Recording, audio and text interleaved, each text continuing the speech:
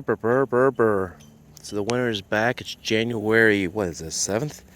Doesn't matter. It's early January. And so I wanted to show here one of my little pawpaws. So I have here a wall. So, real quick, hazelnuts to the right, chickens to the far right. Yews right here. So, right here I got a couple pawpaw trees that I'm going to, a couple years, this is really going to look, actually this spring it should look really nice. It'll be the first year. So, back to this tree, this pawpaw right here. So, as you can see, this right here, let's zoom back. Boom. Okay, there we go. From this point right here, here, and here, from here to here, and from here to here, and from here to here, that's last year's growth. And so that's one thing I wanted to show. Another thing I wanted to show was, well, let's go from here down to, let's see, where would it be? Probably down to here somewhere. Down to the graft. Where would it be? So that's 1 year's growth, is what I'm getting at. But look at this. This is neat. Look at that little, can you see it? Let's see if I can't focus it, if that don't make a difference. So what I'm looking at there, if you can see the Z, that's from the graft. Boom, bada boom, boom. So from here up is Shenandoah. From here down is just a wild pawpaw. And the reason for that is it doesn't matter what kind of rootstock you use for pawpaw at this time. Apples and pear makes a difference. It's a different story. So here is some damage that was done previously. Maybe this was an old graft I had tried to graft onto and it failed. So I let it grow up to here maybe somewhere. And then the next spring or something along them lines, that's back up here.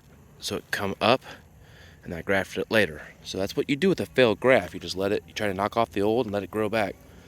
Because pawpaws and stuff will do that.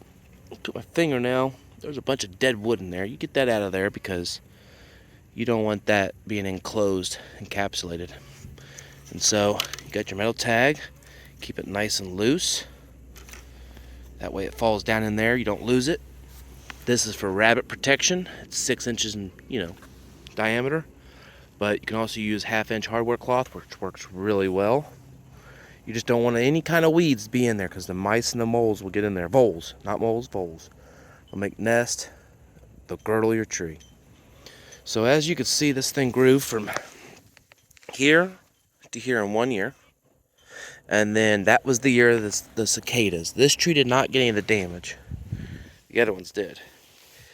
And then this from here to here. So this year I expect to at least put on a foot of growth. It should be a really good year. If I get any fruit, I'll probably knock it off just because I want to get one more year of growth. But, what can you do? And so since I got it on here, and since I made a comment about cicadas and this is going to disappear, it's worthy to point out to those in 2040, this is going to come happen. See all that damage? You can't use that for grafting. I mean, you can, but it's half dead. That is where the female would take, cicada would take her, whatever part it is, and I can't really zoom in there too well, but you can still see the little tiny cuts that she put in there. Laid her eggs, and then in the springtime they fall out, and now the babies are on the roots underneath this tree, sucking on my tree roots. But you know what? I'm okay with it. I mean, look at the growth this thing has put off. Last year it grew from here to here. And so I gotta cut a bunch of the old dead growth off. This is Naomi's. I got metal tags inside. I'm getting ready to bring out new metal tags, better metal tags, upgrade, permanent, hopefully. Permanent being probably 10 years. Until next time, this is DeWiggins Farm.